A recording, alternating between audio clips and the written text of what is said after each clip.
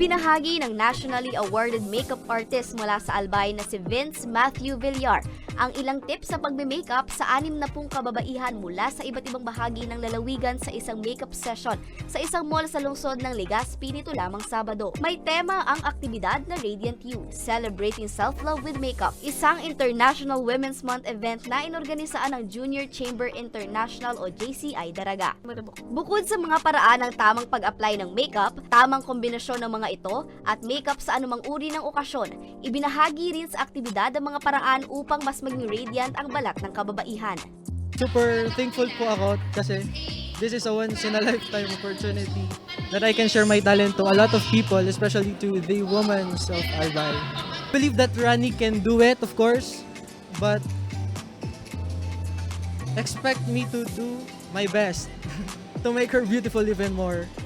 Ilan sa mga nakatrabaho ni Villar ay ang top beauty queens tulad ni Miss Supranational 2013 Mutya Datul, Miss Philippines Earth 2021 Nala Ansherbahi, Miss Aura International 2021 Alexandra Faith Garcia at siya rin ang handler at makeup artist ni Miss Universe Philippines Albay 2025 candidate Rani Lachmidado.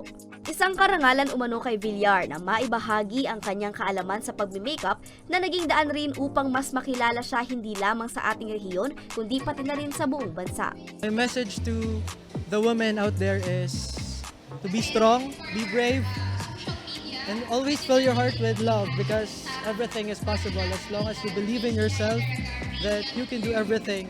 Ayon kay Jonel Magdaraog, presidente ng JCI Daraga, ito ang kauna-unahang makeup session at seminar na kanilang inorganisa ngayong International Women's Month celebration. Layunin umano nila na sa tulong ng makeup session, mas maboost ang self-confidence ng kababaihan.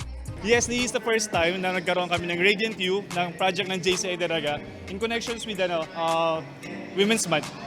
We conducted this kind of activity, this is the Radiant You. So nag-initiate kami ng ganitong project para to empower nga na women's.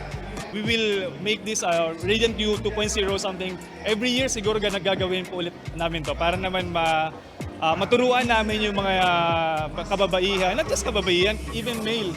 Nag-makeup na rin ngayon. So para at least ma-boost yung self-confidence nila sa personal development.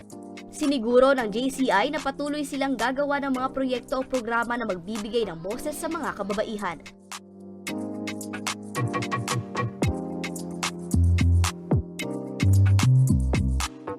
Para sa mga balitang Tatak Bicol, Angeline Dagta.